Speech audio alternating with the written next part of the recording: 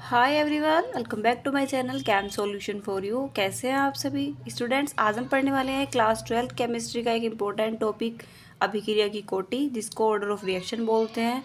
Students, ये बहुत ज़्यादा इंपॉर्टेंट टॉपिक है। इससे रिलेटेड न्यूमेरिकल या फिर डायरेक्टली अभिक्रिया की कोटि पूछ ली जाती है, तो वीडियो को मिस नहीं करना।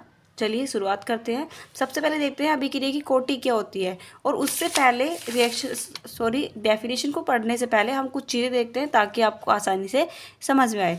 देखिए, मान लेते हैं हमने यहाँ पर कोई एक रिएक्शन ले ली है। मैं लिख देती हूँ यहाँ पर, माना कोई अभिक्रिया इस प्रकार है।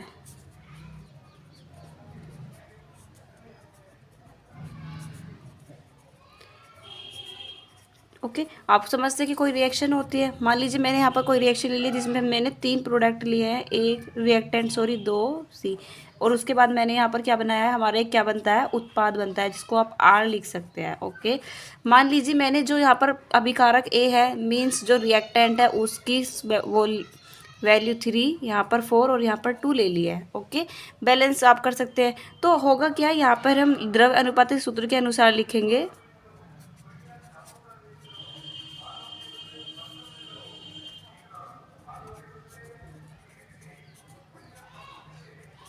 द्रव अनुपाती क्रिया के अनुसार। तो होता क्या है, जो हमारी ऑर्डर ऑफ रिएक्शन होता है, या जिसको हम rate of order of reaction बोलते हैं, अभिक्रिया की कोटि, तो वो जो होती है जिसको आर से डिनोट करते हैं। आपको ध्यान रखना है, जो अभिक्रिया की कोटि होती है इसको आर से डिनोट करते हैं। तो आर प्रोपोर्शनल टू, यहाँ पर जितने भी अभिकारक होते हैं उसकी पावर में लगती है उसकी मात्रा। तो यहाँ पर ए अभिकारक था, बी अभिकारक था एंड सी अभिकारक था। ए कितने थे यहाँ पर, 3, 4 एंड 2। ओके, तो यहाँ पर क्या होता है, तो ये जो अभिक्रिया अब आपको पता है प्रोपोर्शनल है, तो यहाँ पर आर प्रोपोर्शनल को हटाकर हम क्या लगाते हैं, के लगाते हैं, कांस्टेंट। ओके, ए की पावर 3, बी की पावर 4, सी की पावर 2। यहाँ तक आपको कोई प्रॉब्लम नहीं हो रही होगी। ओके, उसके बाद में होता क्या है, जो अभिक्रिया की दर जो होती है ना, ये अभिक्रिया जो हम कोई भी रिएक्शन है तो इसकी जो दर होती है उसको बराबर होने के लिए जो सांद्रित पद होते हैं, मीन्स ये जो होते हैं इनकी घात के बराबर होती है। ओके, ये मीन्स आर जो होता है वो सांद्रित पद के घात के बराबर होती है। ओके, तो यहाँ पर जो होगा ये जो होगा, अब देखिए आर इजकस टू, घात कितनी है इसकी 3 पावर है, इसकी 4 है, इसकी 2 है, मीन्स आर इजकस टू यहाँ पर कितनी आ जाएगी, 4 और 2 6 और 3 9, आर इजकस टू 9। तो यहाँ पर जो ऑर्डर ऑफ रिएक्शन है, यानी कि अभिक्रिया की कोटि जो है, यहाँ पर अभिक्रिया की कोटि कितनी है, 9।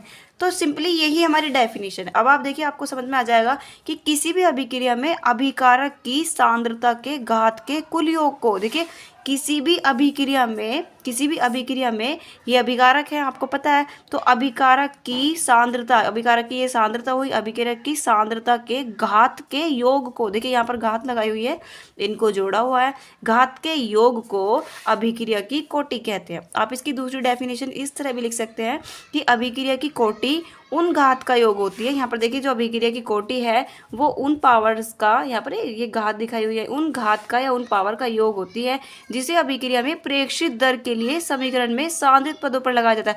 प्रेक्षित दर का मतलब होता है एग्जैक्ट वैल्यू, रियल, जो हमारी रेट ऑफ रिएक्शन है, ये आर इजकल्स टू, ये जो हमारी रेट ऑफ रिएक्शन अभिक्रिया की दर जो है, इसकी एग्जैक्ट वैल्यू निकालने के लिए, रियल वैल्यू निकालने के लिए सांद्रित पदों पर लगाया जाता है। इसी को अभिक्रिया की कोटि कहते हैं। बेसिकली जो हम अभिक्रिया की कोटि निकालते हैं स्टूडेंट्स, वो हम एक्सपेरिमेंट के थ्रू निकालते हैं, तो आपको ये चीज़ें ध्यान रखनी है। तो